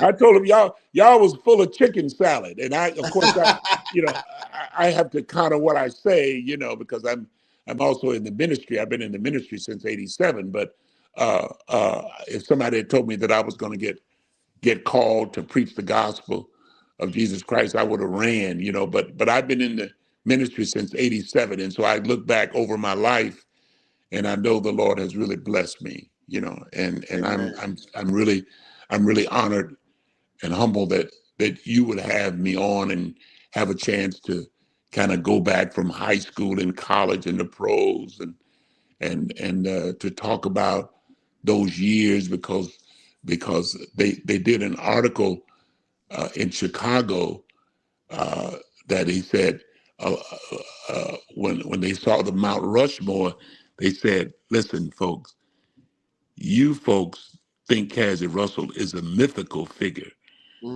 because what he was doing in '61 and '62, and then in college, many of you weren't even born. That's right. That's right. And to average, I didn't realize that after they told me that. But hey, listen, God has blessed me. I'm on there. I thought it was a great tribute.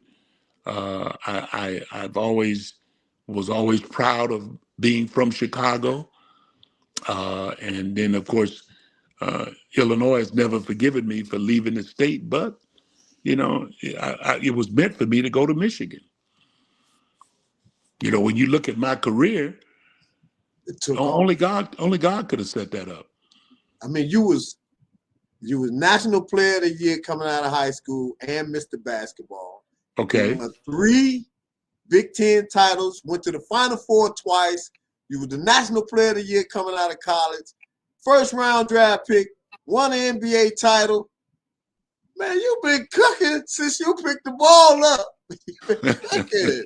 and it's amazing too because they did a documentary, and I went back to my old high school, and I walked through there, Rob, and I almost lost it. I mean, when I look back, we used to play on the fan belt backboard. You remember the fan belt shaped backboard?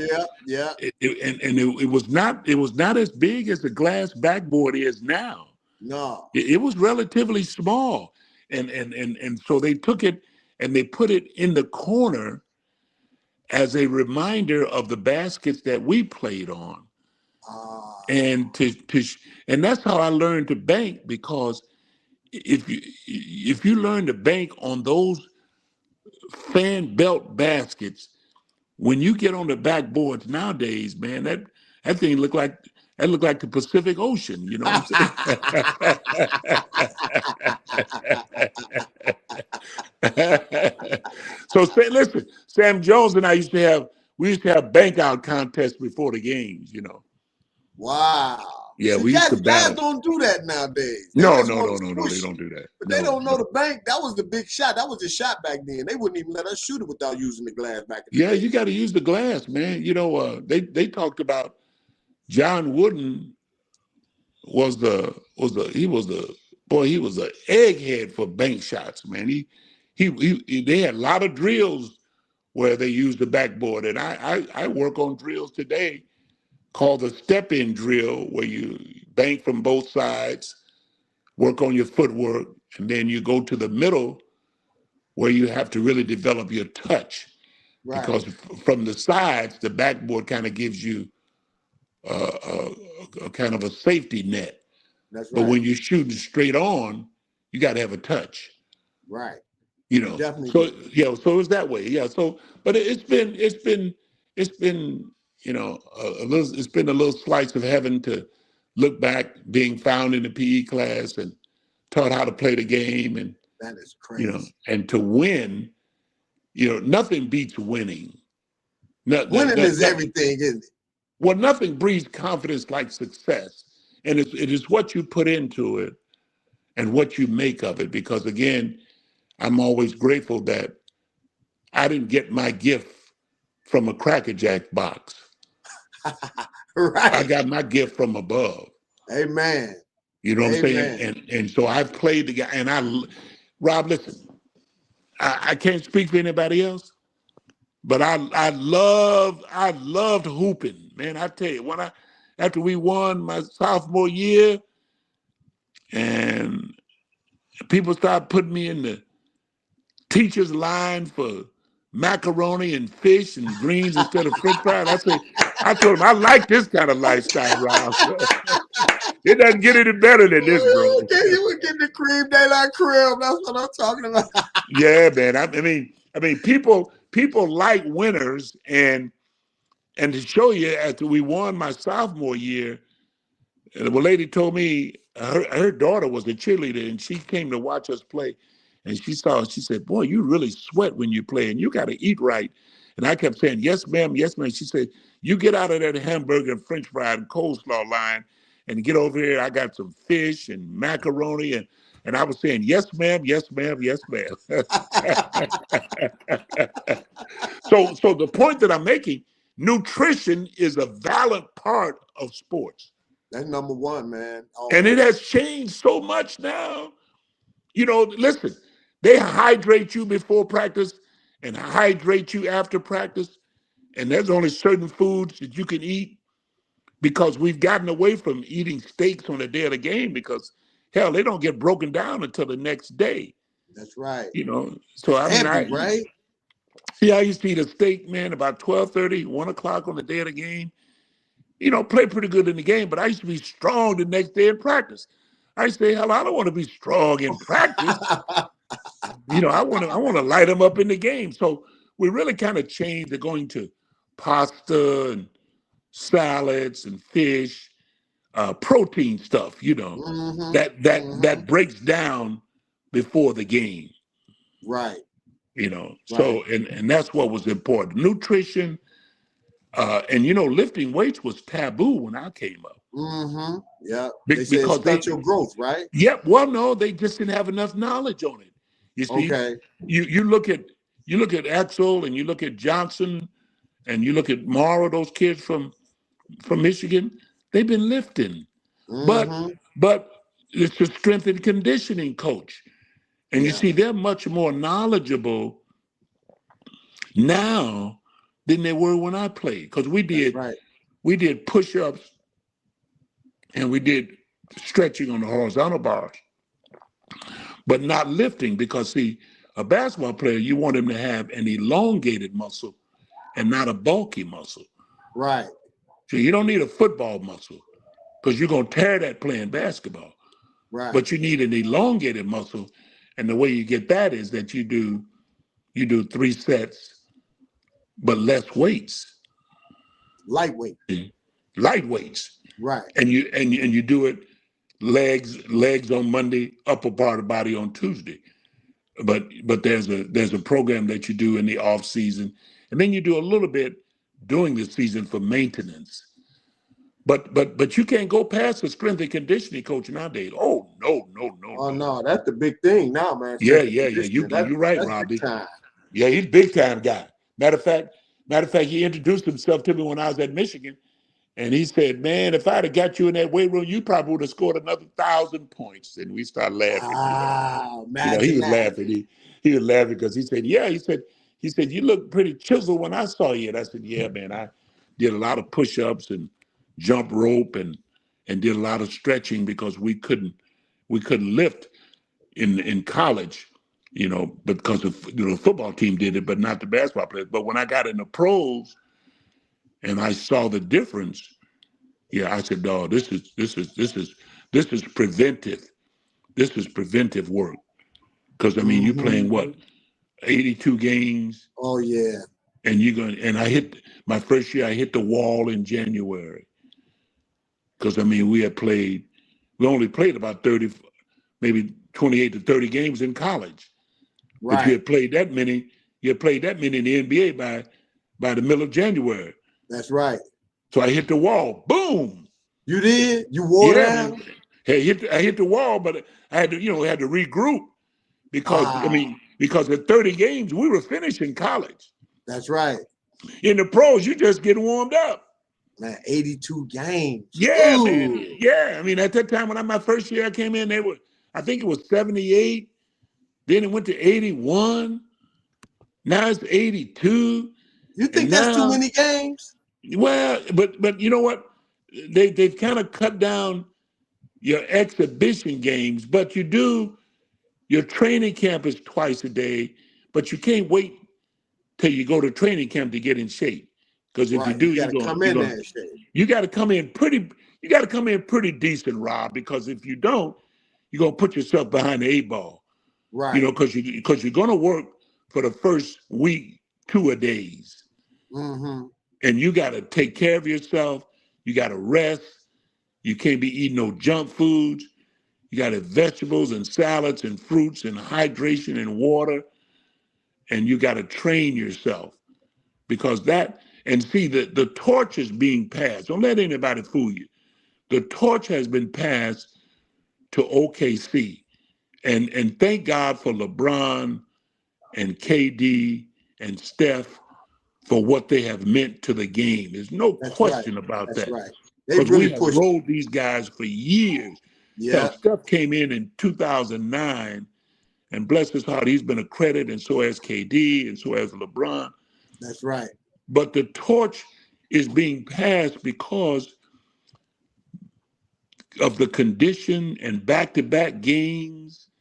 This is the young generation time, man. Mm-hmm. Yeah. That's OKC. I don't know who else would be behind OKC. Who else would be as close?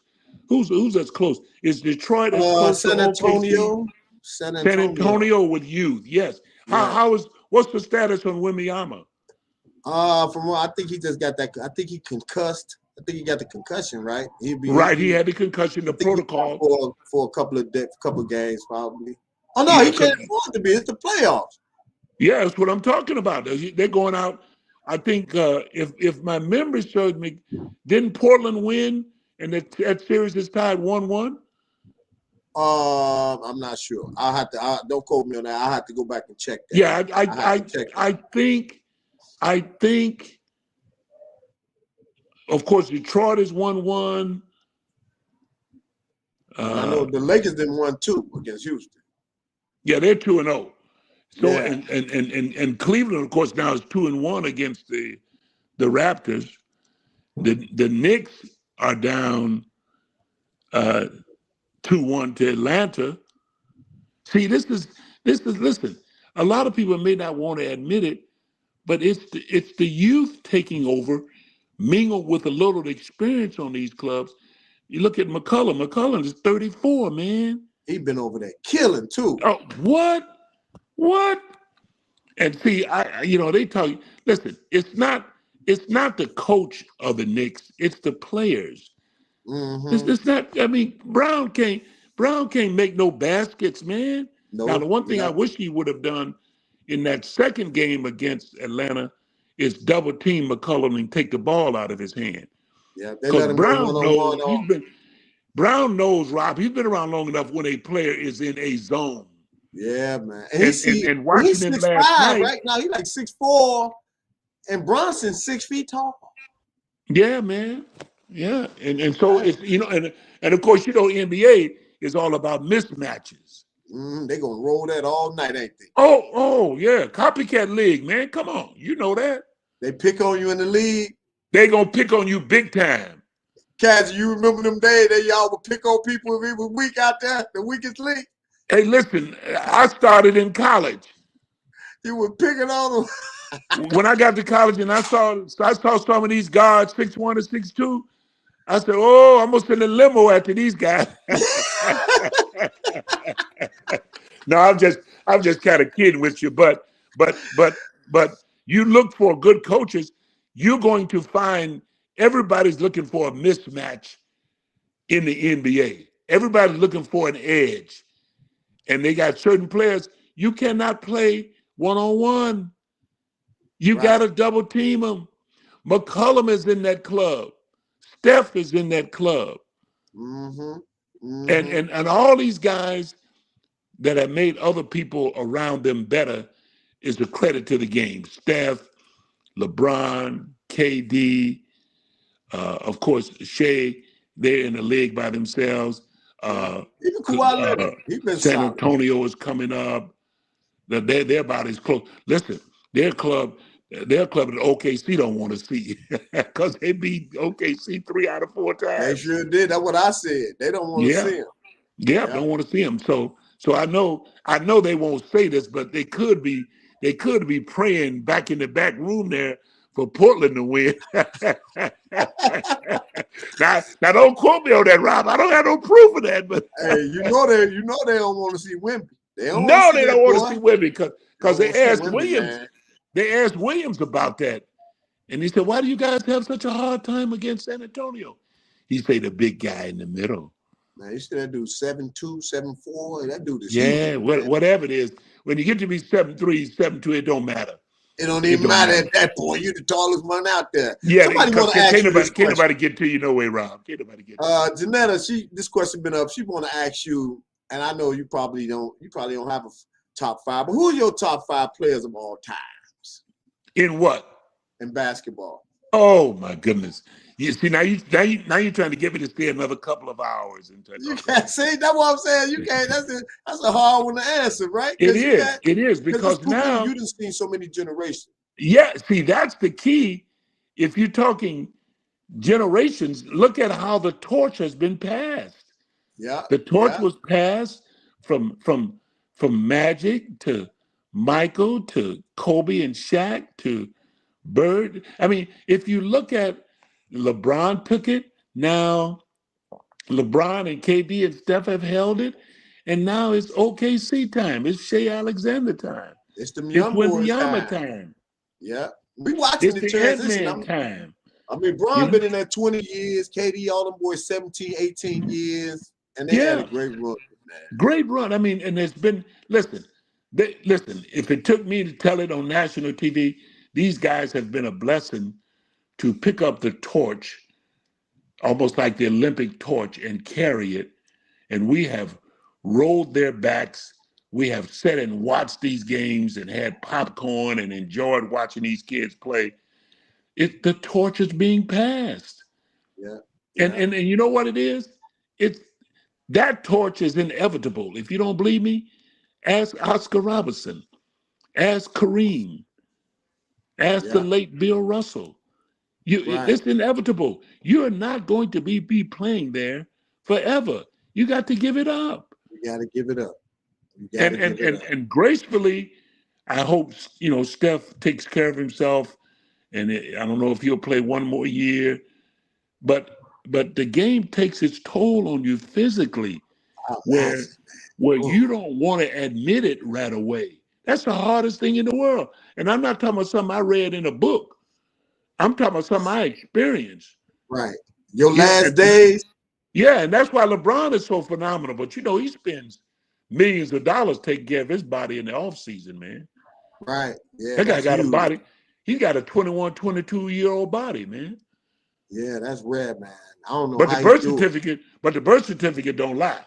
Yeah, you ain't lying. And speaking of LeBron, somebody said, "Can you talk about Magic Johnson before we get out of here?" Is Magic Johnson the greatest point guard of all time? Well, I don't know about the greatest of all time because Magic kind of cheated at the point guard because Magic could see over everybody at 6'8". You know what I'm saying?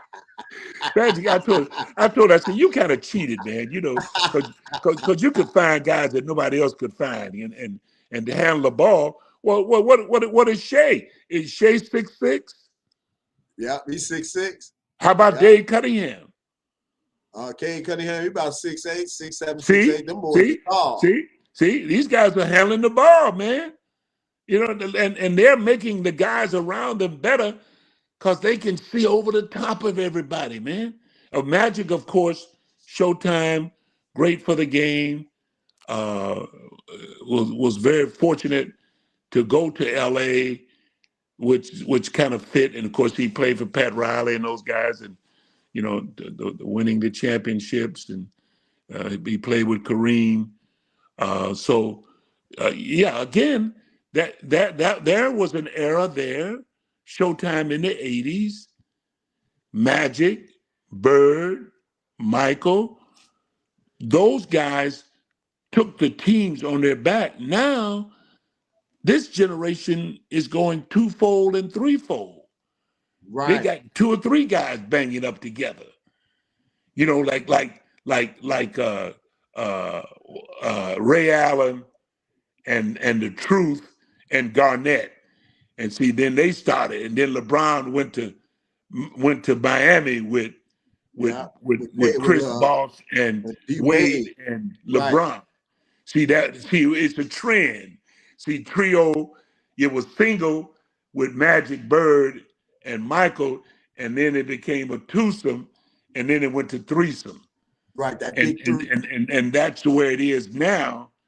It's 8 or 9 deep, a la OKC, or San Antonio 7 or 8 deep, and Portland is on the move. And I don't know about Minnesota. I don't know who's gonna show up with Minnesota. You're right. Minnesota's up and down, man. Up and down. But I tell you what though, Rob, Gilbert's playing he's playing a heck of a game against the Joker now. Oh yeah, no doubt. Gilbert. No doubt. Yeah, he's playing a good game. Yeah. So the playoffs are interesting. Detroit's got their back up against the wall. They got to go to Orlando and win. And what OKC and Detroit has done, they have raised the bar. In other words, Detroit is coming to town, go home and get some rest. OKC is coming to town, go home and get some rest. Don't be hanging out late at night. That's right. Because the torch is being passed. That's right. You know, and so back-to-back games, they don't mean anything to OKC or San Antonio. Now, of course, in the playoffs, you play every other day or maybe every 2 days. And I think OKC plays tonight and they're up 1-0. And I figure they'll sweep Phoenix because Phoenix has no remedy. They have no remedy for OKC. None. None. No, they don't. Phoenix look depleted. We got a couple more questions before we get out of here. These people, man, they want to talk to you forever, man. Okay. Coach Lewis Coleman, Chicago coach guy, he said, is it really a tradition for Terry Cummings, guys like you from Carver, Terry Cummings, Tim Hardaway, to run down the court, you guys with y'all thumbs up? He said that's supposed to be some type of tradition y'all started? No, that was something that I started. And the reason that I did that was when you shoot the basketball, I used to put a little pressure with my thumb, which made me use my 4 fingers. Now, a lot of people saw me running with my thumbs up, and they probably didn't understand at that time. And I've never told anybody this, and you're privy to be the first to say this, but you can't tell nobody else, though. But yeah, no, I shot from the corners, and that was my spot. As a matter of fact, Ann Myers told her brother Dave Myers when we played the Challenge of the Sexes, she said her brother told her to keep me out of the corners. Don't let me shoot in the corners. You know, so but to run. And you know, last year was the first year that I met Terry Cummings. He went to Carver. I didn't realize that he went to the new Carver High School.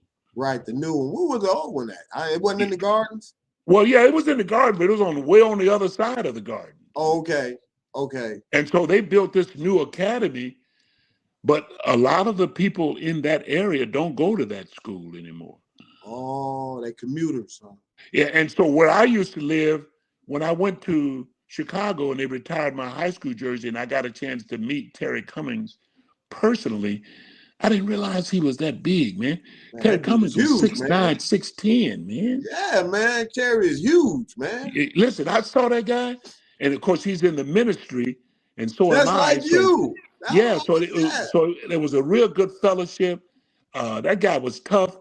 He went to Carver, and he told me he really went to DePaul because he loved Ray Myers. But that was the first time that I'd seen him.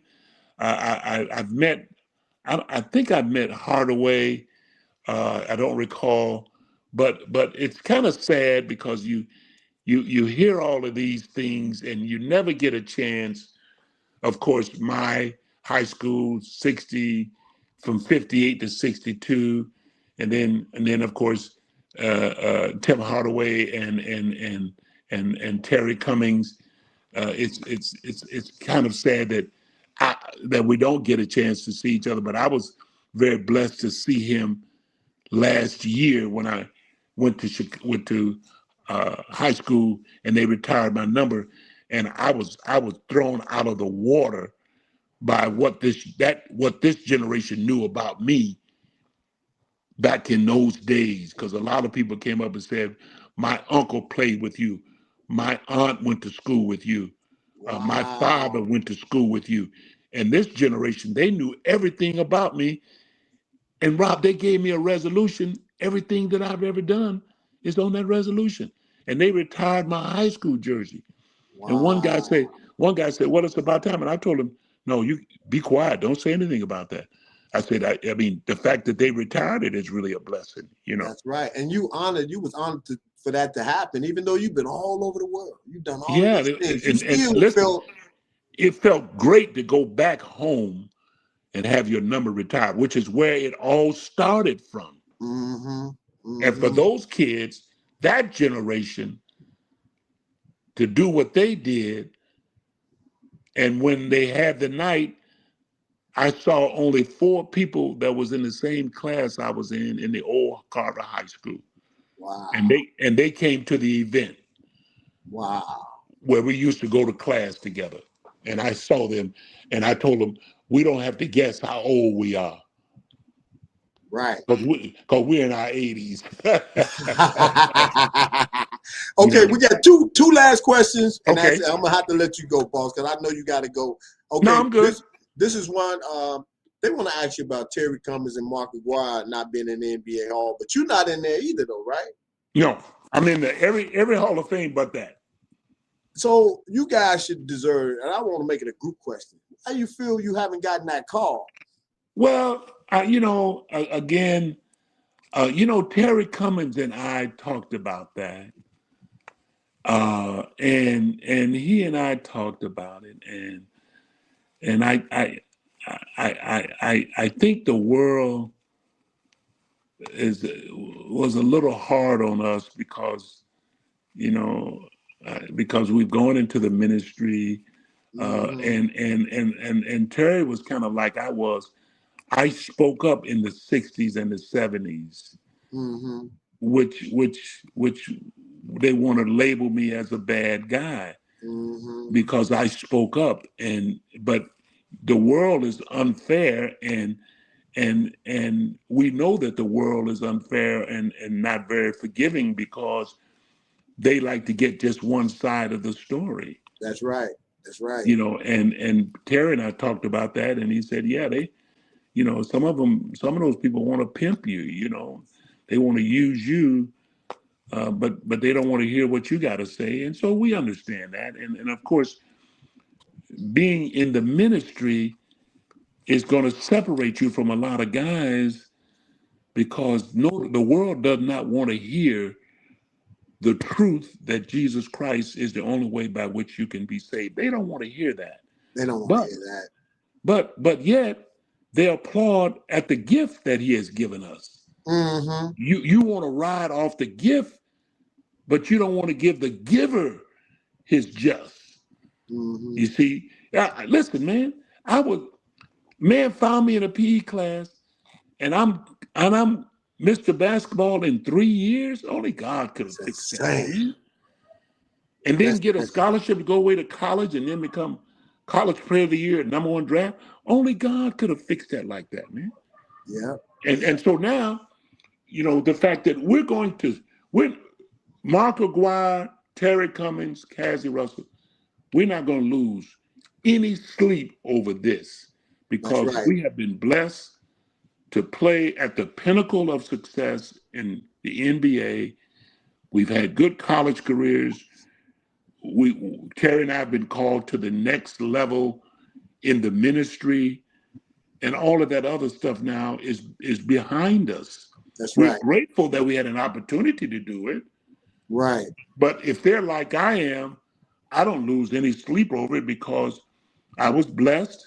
And of course, there's a lot of politics involved. I felt like I was one of the top shooters and top players in the game. I gave you 100%. I'm in every other Hall of Fame but that one. Wow. That's huge right there. That's But huge right there. I'm in the Hall of Fame with the Lord, though. That's a Amen. That's the only one that matters. That's the only one that really matters. Hey, listen, that's the only one that's gonna stand when it's all said and done. I agree with you on that, big Everything bro. else gonna burn up, Rob. Yeah. Carl Harris, one of the guys watching. I don't know if you know Carl Harris. He says that he said Mark Aguirre, Terry Cummings, Cazzie Russell should all be in the Naismith Hall of Fame, all because they all spoke up. Yep, that's a fact. Well, I'm in the College Hall of Fame because they did me. I walked down the aisle in Kansas City. Okay. So I'm in the College Hall of Fame. Right, but not the Naismith, but not the NBA. I mean everything else but the NBA. Okay, this last question, you don't have to answer it. I'm gonna throw it out there. They wanted me to put it up there. They wanted me to ask you, how do you feel about the Isaiah Thomas, Michael Jordan riff? Well, now if I speak from a biblical viewpoint, let he who has not sinned cast the first stone. The other part of that is, if you want to be forgiven, then you have to forgive. Because if you don't forgive, then God can't forgive you. Now, the world does not want to hear that. At some point, you're going to have to clean that up. Right. At some point, somebody's going to have to say, well, you know what? Hey, listen, man, I was wrong. Please forgive me. Let's move on. Because we've both been blessed beyond measure. Beyond measure. But the world does not want to hear that. See, because they think when you repent, you see, if I do something against you, Robert, I got to come to you and say, Rob, listen, I was wrong. Forgive me. But that doesn't make me lesser of a man. It just makes me understand that if Christ forgave, because they spat on him, his own people spat on him and disowned him. And yet he said, Father, forgive them, for they know not what they do. Now, from a biblical point, everybody is going to have to clean it up. If you've done anything to somebody and they come and ask you to forgive them, that case is closed. You have to forgive, or else God can't forgive you. Now, I tell my people all the time, if you don't sin, I'm not talking to you. Right. But we sin every day. That's right. That's right. Listen, even in word, deeds, or thoughts, we sin. So we have an advocate in the person of Jesus Christ who can say, Father, I've sinned. You died on the cross. I'm willing to forgive that person because I was wrong, and to repent.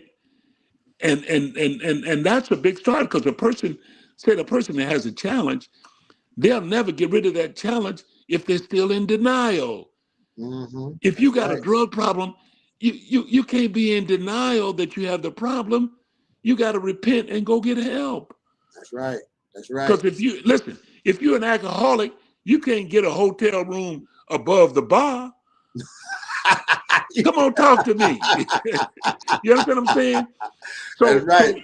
So the word says, forgive and it shall be forgiven to you. That's right. But now, if a person feel like they don't sin, then I tell them, just tear that out of your Bible. Right. Because if you don't forgive, and God is omnipotent, and he's omniscient, and he's watching us every day, so the Bible says you can't say that you don't sin, because the Bible says if you say that, you're a liar. You're a liar. Because he's watching you. He knows everything that you're doing. So Don't try to beat it. Just go to him and say, listen, you know what? Hey, man, I knew Detroit was wrong when they didn't shake their hands. I knew that was bad sportsmanship. At that time, you knew it was going to come back. At that time, you know, you have to acknowledge. See, that's an acknowledgement of passing the torch. And That's everybody's done it, Rob. Everybody's done it. Even though you don't like it. You got to do it. You got to shake that hand. You got to do it. And I think Sally shook their hands, and he ended up playing with the Bulls. He sure did. Yeah, he got paid. See, I'm telling you, man, whether the world wants to accept that, when you're obedient to the word, God blesses you. That's right. That's right. See, you know, the blessings of God are contingent upon your obedience to the word. Now, did I do that all the time? No. Did I have to repent and clean up my life? Yes. You know, I did. I repented, asked the Lord to forgive me, got married, you know, a beautiful wife. Unfortunately, she passed away. But I've learned more. If I had to do it all over again, I would make some major changes in my life in terms of approaches, because the word of God is so true, even though God protected me when I couldn't even protect myself. Look at the gift. Look at the way he's blessed my life. Look at the fact that I've been blessed to be on your show. Right. You know, because if God hadn't blessed me, you wouldn't know anything about Cazzie Russell. Oh, man, your name be Mariga, Cazzie. I know your name. I ain't going to just let you do that. I ain't going to let you slide that one through. You know, so when my brother said, hey, man, you got to go on the show with Rob. And I said, and he said, I know you don't like to do it, and you kind of like to stay quiet. I said, bro, give me his number or give him my number and have him call me. And if he's from Chicago, you know, I got to help my man if he's from Chicago. I appreciate that, Cazzie, man. I appreciate that, man. Yes, sir. I was waiting on Don to log in, but he ain't logged in yet. So now he may, you know what? Here, you know what? He may be laying cool because he's always talking about, man, you don't know how much hell I caught being your brother. I told him, man, I don't want to hear all that. Hey, listen, I don't want to hear all that stuff because you're a Hall of Fame high school coach, and I'm a Hall of Fame basketball player. And that's the way it was meant to be. It wasn't meant for you to follow in my footsteps in basketball. You made your headway as a legendary. You cannot come through Chicago and talk about public high school without talking about Coach Donald Russell. You can't do it. You can't. And just like you can't come through Chicago, talk about basketball players without talking about Cazzie Russell. That's a fact. That's our contribution. That's our contribution, Rob, to Chicago as basketball players and young men. That's right. Everybody's got their gift and everybody is in their place. That's right. And so to be remembered, I told my brother, yeah, man, you don't know, but well, I know you caught it because they thought you were supposed to follow in my footsteps, but you were not. You were supposed to make your own lead in coaching. That's right. And he did that. He did. And I told him, man, stay with that and stop trying to beat me in golf.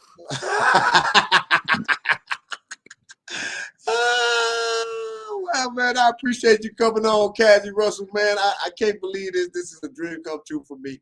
I cannot imagine talking to you, man. Well, listen, man. Let me just say this to you. Let me just say this.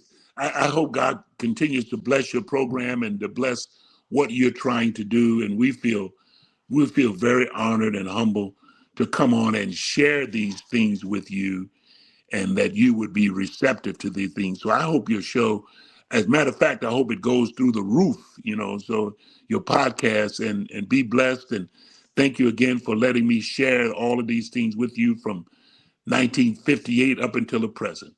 Well, thank you so much, the legend Cazzie Russell in here. I'm your host, Robert Bobby Reed. We got to get out of here, man. I know you have. I can bring it back on again, man. God bless you, and thank you for taking us to church, too, because Lord knows we need it. Thank you, Rob. All right, thanks a lot, Cazzie. Yes, sir. Have a good one, big dog. Man, I was... Peace. When the lights go down, let me show you all how to play this.